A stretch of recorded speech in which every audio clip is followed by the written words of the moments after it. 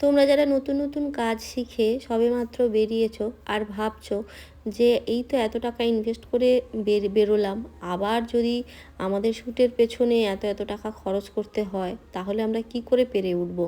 সত্যিই তাই, নতুন বলো আর পুরনো বলো, আমাদের একটা শ্যুটের পেছনে কিন্তু প্রায় কম করে হলেও 4-5 হাজার টাকা খরচ হয়।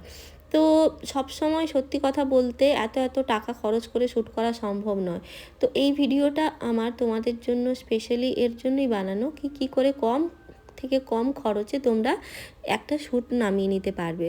তো দেখো, এখানে আমি যে শাড়ি, জুয়েলারি বলো বা মডেল আর বা ফটোগ্রাফার, কোনোটাই কিন্তু আমি নিইনি। আমি কি করেছিলাম, এই যে শাড়িটা দেখতে পাচ্ছ, শাড়িটা কিন্তু মিশো থেকে কেনা, মাত্র 250 বা 300 টাকায় হবে। আর একটা ফলস পাড় কিনে একটু কাস্টমাইজ করে নিয়েছিলাম শাড়িটাকে।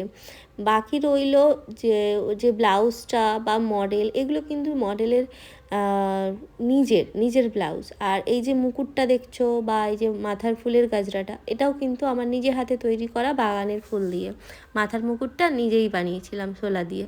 তো এই রকম করে, আর এই যে গয়নাগুলো, এগুলো একটু একটু করে আমি অনেক দিন আগে থেকে কিনে রেখেছিলাম, সেগুলোকেই রিঅ্যারেঞ্জ করে ম্যাচ করে পরিয়ে দিয়েছি। আর আমার মডেল হলো আমার পরিচিত একটা বোন, তো ওকেই আমি শিখিয়ে পরিয়ে নিয়েছি কিভাবে দাঁড়াতে হবে, কীরকম পোজ দিতে হবে।